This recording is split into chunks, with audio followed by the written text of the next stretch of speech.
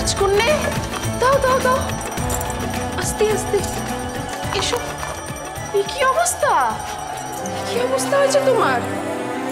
এ কি হয়েছে? অমির, কি হয়েছে রে? আমার সঙ্গে পাল্লা দিতে গিয়ে কাঠ কাটতে গেছিল রাজকন্যে।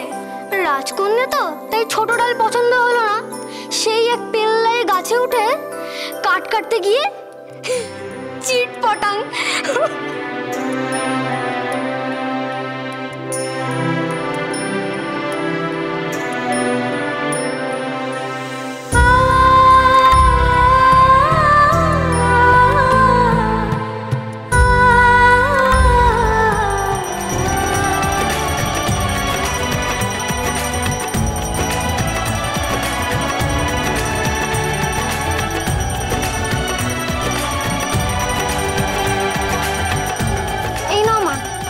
মহাপূজার কাঠ এরকম লীলাবতীও এনেছে, মাত্র দুটো।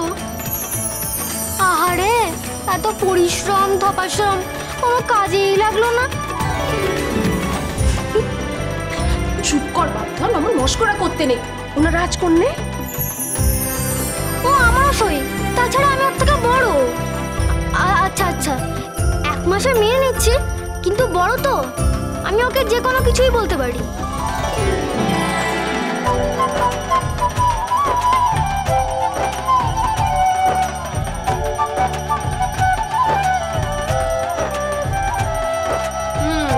হ্যাঁ রে বাপধন, তুই বড় আর কোথায় বলি শুনি?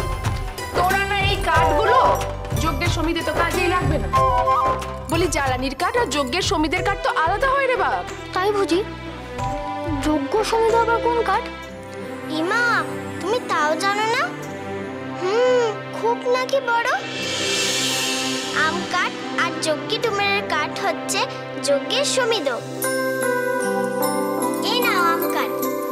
এবার সব বুঝলে? সব জানতাম মশাই। কেন আমি ওই আম গাছে চড়েছিলাম? সব জানতাম মশাই তো রে, এত বড় কথা।